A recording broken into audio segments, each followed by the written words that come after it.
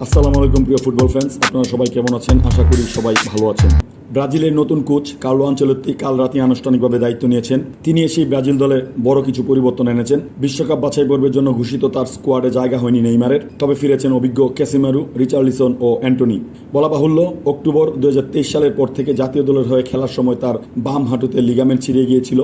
এরপর থেকে মাঠের বাইরে ছিলেন নেইমার। ব্রাজিল দলের হয়ে খেলা হয়নি তার। নেইমার সম্প্রতি চোট থেকে সেরে উঠে সান্তোসের হয়ে 2টি ম্যাচ খেলেছেন, তবে সেলেসাওদের দলে ফেরা হয়নি তার।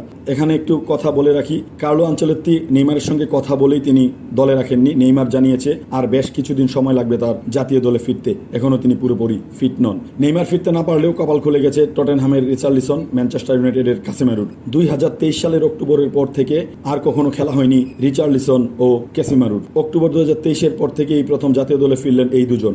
এদিকে অ্যান্টনি বর্তমানে ম্যানচেস্টার ইউনাইটেড থেকে ধারে রিয়াল বেটিসে খেলছেন। তিনি দারুণ ছন্দে আছেন, দলকে নিয়ে গেছেন ইউরোপা কনফারেন্স লিগের ফাইনালে। তিনিও জায়গা পেয়েছেন দলে, তবে মূল দলে জায়গা করে নিতে তাকে লড়াই করতে হবে রাফিনিয়া ও ভিনিসিয়াস জুনিয়রের সঙ্গে। রাফিনিয়া বার্সেলোনার হয়ে এবার দারুণ খেলেছেন, 54 ম্যাচে 34 গোল করেছেন তিনি, সঙ্গে 22টি অ্যাসিস্ট আছে তার। ভিনিসিয়াস রিয়াল মাদ্রিদে আনচেলত্তির অধীনেই খেলেছেন। এবার জাতীয় দলেও ইতালিয়ান এই কোচের সান্নিধ্য পাবে, এটাই আমরা আশা করি। বিশ্বকাপের টিকিট অবশ্য এখনও নিশ্চিত হয়নি ব্রাজিলের, তবে দক্ষিণ আফ্রিকা গ্রুপে 14 ম্যাচে 5টিতে হেরে চতুর্থ স্থানে আছে দলটি। তো চলুন এক নজরে দেখে নেওয়া যাক ব্রাজিলের প্রাথমিক 26 জনের তালিকায় কে কে আছে।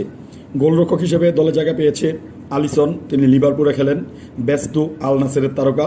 হুগো সুজা, তিনি ক্রিস্টিয়ান্স নামক একটি ক্লাবে খেলেন।